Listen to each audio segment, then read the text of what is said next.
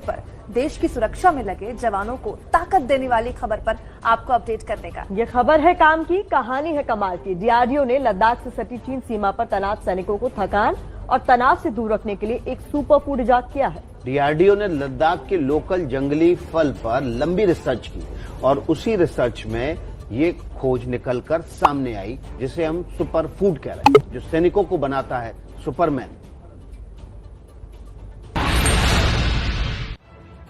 हरी हरी पत्तियों के बीच दिख रहा ये छोटा सा फल बड़े काम का है।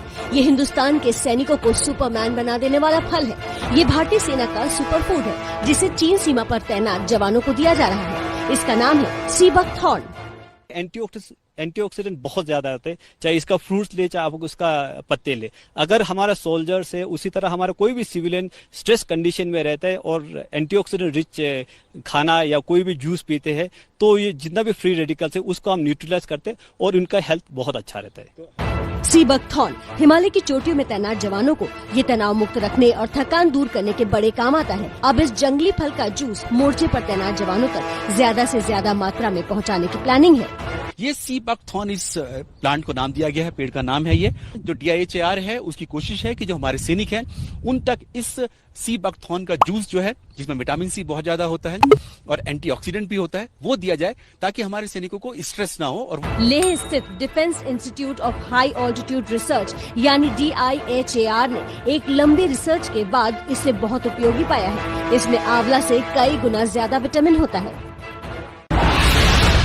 लद्दाख का मोर्चा सबसे कठिन मोर्चों में से एक है क्योंकि ये ठंडा मरुस्थल कहलाता है। ऐसे में वहाँ तैनात जवानों तक ताजा खाना पहुँचाना भी एक बड़ी चुनौती है। लेकिन डीआरडीओ की मदद से जवानों तक न सिर्फ ताजा भोजन पहुँचाया जा रहा है बल्कि वैरायटी का खाना भी तैयार किया जा रहा है। ये सब हो रहा है लेह में और वो भी जैविक खेती के जरिए।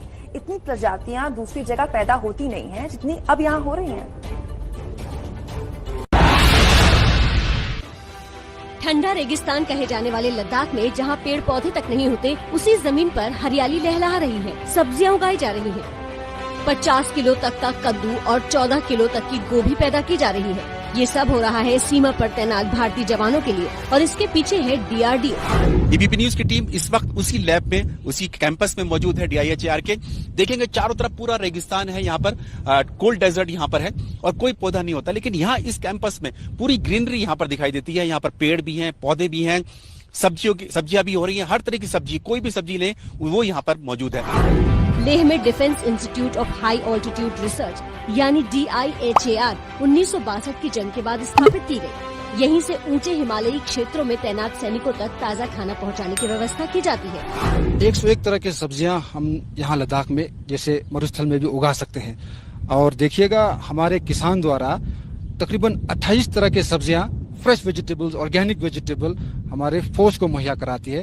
हमने उनका एक कोऑपरेटिव सोसाइटीज बनाया है। सेना की पुरानी कहावत है कि युद्ध के मैदान में जाने के लिए सैनिकों को पेट के बल जाना पड़ता है। लद्दाख से सटी चीन सीमा पर DRDO ने इसी का खास ख्याल रखा है।